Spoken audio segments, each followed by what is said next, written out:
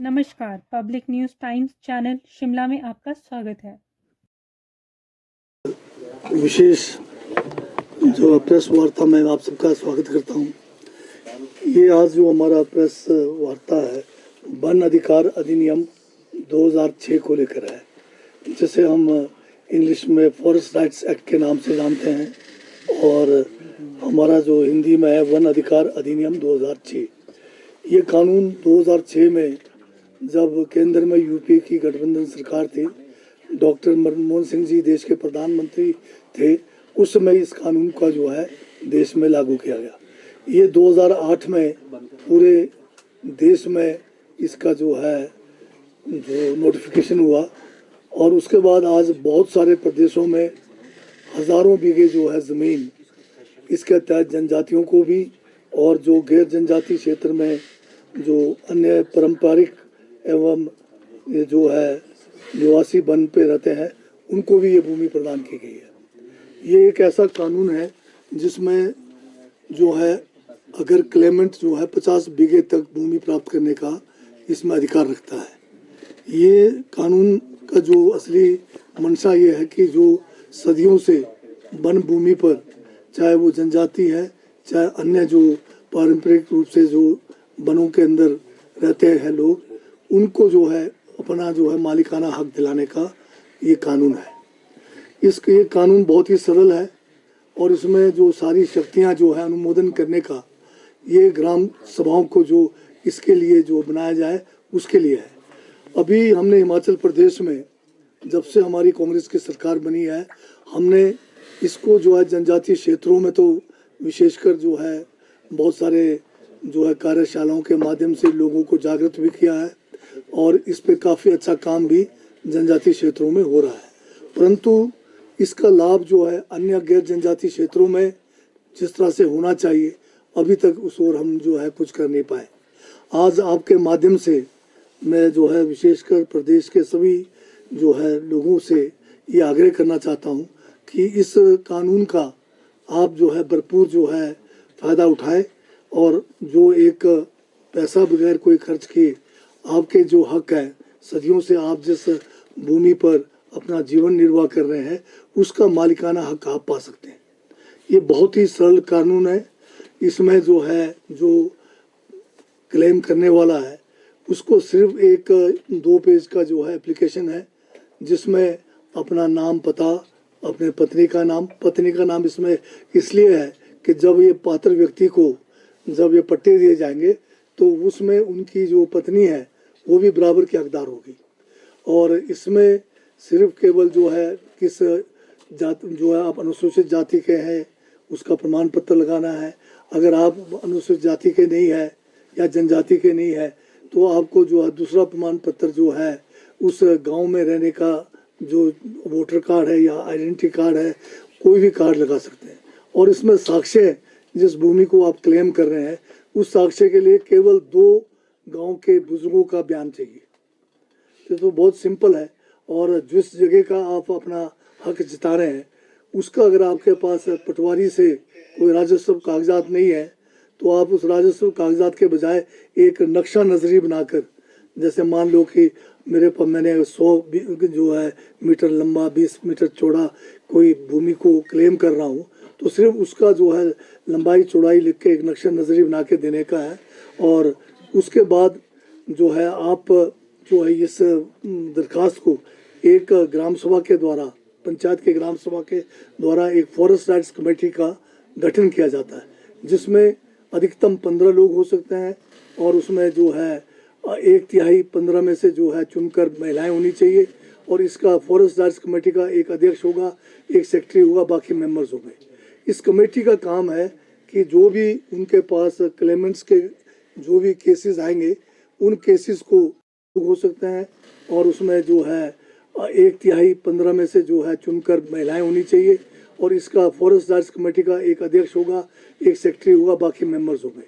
इस कमेटी का काम है कि जो भी उनके पास क्लेमेंट्स के जो भी केसेस आएंगे उन केसेस को ये जो है फिर मौके पे जाकर रिपोर्ट तैयार करके ग्राम सभा को प्रेषित करना है। अब इनको मौके पे जाके जो रिपोर्ट तैयार करना है उसके लिए भी प्रपत्र बना हुआ है, फॉर्म बना हुआ है। उस फॉर्म के तहत उन्होंने सारी रिपोर्ट उसमें देनी है। इसमें पटवारी और जो हमारा वन अधिकारी होता है, फॉरेस्ट गार्ड, इनको भी इसमें जो है मेंबर शामिल किया गया है। ये जो कमेटी जो बनाई गई है आपकी फॉरेस्ट राइट्स कमेटी, इस कमेटी के द्वारा एक लिखित सूचना जो है पटवारी और जो हमारा फॉरेस्ट गार्ड है उसको दी जाएगी, और वो जो है सूचना मिलने पर जो तारीख मुकर्रर की गई है उस दिन उनको अनिवार्य रूप से इस कमेटी के साथ जो है मौके पे जो प्रार्थी है उनके क्लेम्स को जो है मौके पे वेरीफाई करना होता है। इसमें अगर पटवारी या गार्ड किसी कारण ना आ सके, उनको जो है रिटर्न में इस कमेटी को बोलना पड़ेगा, और अगर पटवारी कान को जो है सूचना देने के बावजूद बिना कारण अगर गैर हाजिर रहेंगे तो 1000 रुपये तक इनको फाइन करने का भी प्रावधान है। ये जो कमेटी है फॉरेस्ट राइट्स कमेटी, ये कोई जो है इनको कोई अधिकार नहीं है कि वो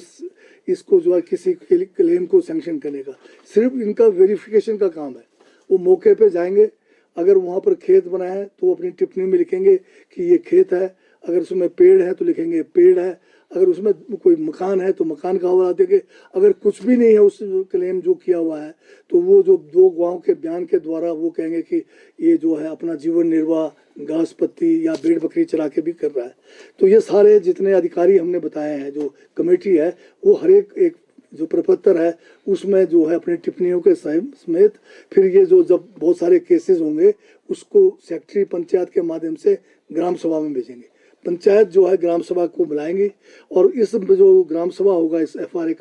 के लिए, उसमें 18 साल से ऊपर जितने भी अडल्ट है वो वोट कर सकते हैं। पंचायत के ग्राम सभा में केवल एक व्यक्ति जो है घर से 18 साल से ऊपर का वोटर होता है, परंतु इसके लिए जो है सभी अडल्ट मेंबर्स इसके वोटर हैं। और अगर ग्राम सभा 50% लोग अगर प्रार्थी के क्लेम को अनुमोदन करते हैं तो ये मतलब मान लीजिए कि सारा का सारा इनको भूमि मिलना जो है निश्चित हो गया है। फिर ग्राम सभा ये सारी जो है फॉर्मेलिटीज करने के बाद, प्रोसीडिंग लिखने के बाद, ये सारे केस जो है सब डिविजन लेवल की एक कमेटी होती है जिसमें SDM जो है उसका अध्यक्ष है, 3 पंचायत समिति के मेंबर जो नामजद हैं, और एक जो है हमारा जो है रेंज फॉरेस्ट ऑफिसर और एक तहसीलदार इसके मेंबर है। उन्होंने भी ये जो कागज़ ग्राम सभा से इनको प्रेषित किया है उसमें यही देखना है कि ये नियम अनुसार इसमें जो है सब कुछ है, सब ठीक होने पर वो इसको डिस्ट्रिक्ट लेवल की कमेटी में भेजेंगे। डिस्ट्रिक्ट लेवल की कमेटी में डिप्टी कमिश्नर जो जिले का है वो इसका अध्यक्ष है, 3 मेंबर जो जिला परिषद के होंगे, एक उसमें जो है हमारा DFO होंगे, और एक हमारा रेवेन्यू डिपार्टमेंट का DRO या जो ट्राइबल एरियाज में जो है प्रोजेक्ट ऑफिसर ITDP होते हैं, इनकी कमेटी होगी। इन्होंने भी यही देखना है कि जो इनके पास SDLC से जो प्रार्थना पत्र आए हैं वो जो है नियम अनुसार है, और अगर नियम अनुसार है तो वो उसको जो है सैंक्शन कर देंगे। उसके बाद इनको जो है पट्टा दिया जाएगा और वो भूमि के उस टुकड़े पर, उस भूभाग पर जिसका इन्होंने क्लेम किया है उसके मालिक बन जाएंगे। तो ये एक बहुत बढ़िया कानून है। इस कानून की जानकारी अभी लगता है कि बहुत सारे इलाकों में है नहीं, तो उसके लिए हमारा ट्राइबल डेवलपमेंट डिपार्टमेंट जो नोडल डिपार्टमेंट है, हम जो है डिस्ट्रिक्ट लेवल पर, हम सब डिविजनल लेवल पर पूरे प्रदेश में इस किस्म की कार्यशालाएं लगाकर जिसमें गांव के लोगों को भी, वहाँ के पंचायतों को भी, वहाँ के जो FRA कमेटीज़ हैं और अधिकारियों को जो है ट्रेनिंग करेंगे। जनजातीय क्षेत्रों में तो हमने ये काम शुरू कर दिया है और वहाँ पर काफ़ी इस ओर जो है काम भी हो रहा है, पर प्रदेश में अगर आप अगर देखें तो ज़्यादा काम हम नहीं कर पाए हैं। अभी जो है कम्युनिटी, इसमें कम्युनिटी राइट्स को भी जो है वो करने का है, क्लेम करने का, तो इसमें कम्युनिटी राइट्स में चंबा में अच्छा काम हुआ है। आज की तारीख में 22,730 हेक्टेयर भूमि जो फॉरेस्ट की थी वो कम्युनिटी के नाम पे हो गया है। ये एक बहुत बड़ा मतलब मेरे ख्याल ये एरिया है। और दूसरा जो है कांगड़ा के अंदर हुआ है, कांगड़े में 28 हेक्टेयर हुआ है अभी तक, और बाकी टोटल क्लेम्स थे कम्युनिटी राइट्स में यहाँ पर है 583 केस अभी तक हमें मिले हैं, उसमें से 146 केसों को जो है निपटाया गया है। और जहाँ इंडिविजुअल केसेस की बात करें आप, जैसे इंडिविजुअल है, व्यक्तिगत मामले हैं, उसमें भी चंबा में जो है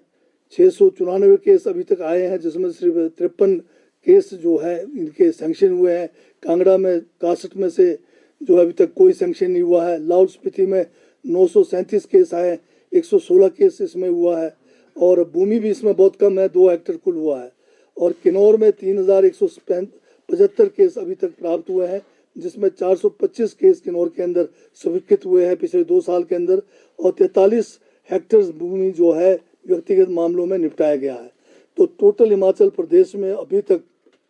4883 केस प्राप्त हुए हैं व्यक्तिगत, जिसमें से अभी तक 594 केस जो है इनमें जो है फैसला लिया गया है, और 46 हेक्टेयर भूमि कुल जो है इसमें इन्वॉल्व है। तो ये बहुत, जैसे मैंने अभी भी कहा कि इसकी जो है जानकारी अभी लोगों तक पूरी पहुंची नहीं है। तो अभी हमने डिप्टी कमिश्नर्स को जो है इंस्ट्रक्शंस भेज रहे हैं कि वो अपने डिस्ट्रिक्ट लेवल पर डिस्ट्रिक्ट का डीएलसी,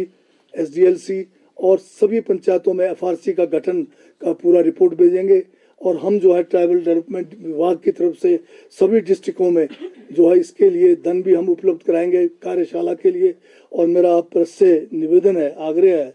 कि इसका जो अच्छा प्रचार करें, ताकि जो आज एक लोग जो है भूमिहीन है, लोग बहुत ज़्यादा जो है आज परेशान है बिना भूमि के, वो लोग अपना क्लेम करके भूमि के मालिक बन सकते हैं। धन्यवाद। इसमें अगर आप देखें तो कब्जा का बात नहीं है, इसमें अगर किसी भी भूभाग पर जो फॉरेस्ट है उसमें 2005 से पहले आप उस पर किसी किस्म का किसी भी तरह से जीवन निर्वाह कर रहे हैं, चाहे आप अगर किसी ने बना हाँ कुछ भी बनाया हो, में कोई ढाबा चला रहे हैं, कोई भी है, पर यह कि ग्राम सभा से अनुमोदन होना जरूरी है। और 2 गवाह बुजुर्ग लोग जो ये कहें कि आप जो है 2005 से पहले 3 पुश्तों से आप उसके ऊपर जो है आप अपना जीवन निर्वाह कर रहे हैं, तो यही इतना साक्ष्य है। तो इसमें सबसे दिक्कत ये थी, जिसको लागू नहीं किया गया मेरे हिसाब से, कि अधिकारी जो है लोगों से इसके बारे में ठीक से जानकारी भी नहीं देते थे, और साथ में कानून का जो है सही ज्ञान नहीं होना भी एक कारण है। तो अब हमने लगभग 20 वर्ष हो गया आपको, क्या 2006 का एफआरए 2006 का इम्प्लीमेंटेशन 2008 से होनी शुरू होनी थी, लेकिन इतना समय लग गया, क्या कारण आप हाँ मैं वही मैं आप बता रहा हूँ, पिछला 8 से 12 का जो टाइम था उसमें क्लेरिफिकेशन में ही चला गया। 12 से 17 हमारी सरकार फिर आई, हमने फिर एफआरसी का गठन करना सबसे पहले जरूरी था। कुछ मतलब 1000 पंचायतों में हमने एफआरसी का गठन किया, परंतु फिर भी ये सिरे नहीं चढ़ा। 20 में फिर 17 के बाद सरकार फिर बदली, दिसंबर के बाद 22 तक इसके ऊपर कोई काम नहीं हुआ। हमने जनजातीय क्षेत्रों में उस समय आंदोलन भी चलाया था। उस आंदोलन का फर्क ये हुआ कि कुछ केस वहाँ उन्होंने छूट शुरू किए, परंतु अभी जब हमारी सरकार बनी तब से 2 साल से हम इसके पीछे लगे हुए हैं, और अच्छा मतलब रिजल्ट आ रहा है। हमने बहुत सारे लोगों को जो है आप देखेंगे, जो मैंने एक विस्तृत जानकारी दी है, तो काफ़ी तेज़ी से काम चल पड़ा है। 2000 से 2002 के बीच में लोगों से एफिडेविट लिए गए थे कि आपके पास एनक्रोचमेंट की है या सरकारी जमीन अगर ली है, तो उसके एफिडेविट दिए थे। क्या उस मामले में कोई प्रगति हुई? आपके पास कोई डाटा है उसका? जो 2002 में एक उस समय भाजपा की सरकार थी, उन्होंने एक बिना पॉलिसी के, बिना कानून के एक स्कीम लाई कि ये कहा गया कि अगर आपके पास कोई भी एनक्रोचमेंट है, आप जो है एफिडेविट दे दो। 50 रुपये का एक फार्म भरवाया,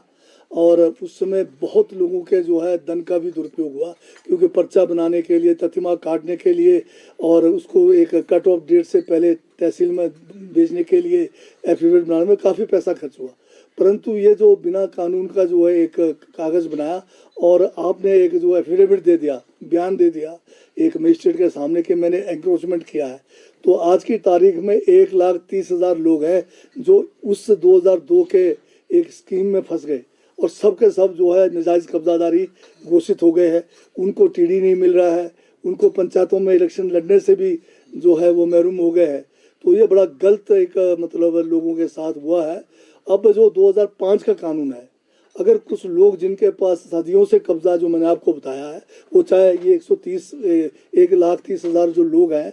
जिनका नाजायज़ कब्जे में है, वो भी अगर इनके पास एविडेंस है कि 3 पुश्तों से उस भूभाग पर वो अपना जीवन निर्वाह कर रहे हैं, और ग्राम सभा उसका अनुमोदन कर दे, तो ये लोग भी मतलब एक प्राप्त कर सकते हैं। तो क्या आप आश्वासन देते हैं कि जो एनक्रोचमेंट के नाम पर पेड़ काटे जा रहे हैं, जमीन बेदखली की जा रही है, वो अब रुक जाएंगी? नहीं, मेरा जो कानून है वो कोई एनक्रोचमेंट को रोकने का या एनक्रोचमेंट का बढ़ावा देने का नहीं है। हम तो जो आपका 2005 से पहले जिस भूभाग पर आप जनजाति हैं और अगर गैर जनजाति भी हैं, अगर पारंपरिक रूप से आप वन उसके ऊपर निर्भर है, आप अगर अपना जो है जीवन निर्वाह उसके ऊपर प्रूफ करते हो, और प्रूफ बड़ा सिंपल है, 2 गुआ लगने हैं और ग्राम सभा का अनुमोदन होना है, ये 2 बातें हो गई तो आप जो है आप भूभाग के मालिक बन सकते हैं। धन्यवाद। वीडियो अच्छा लगा हो तो पब्लिक न्यूज़ टाइम्स चैनल को सभी मीडिया प्लेटफॉर्म पर लाइक, शेयर और सब्सक्राइब करें।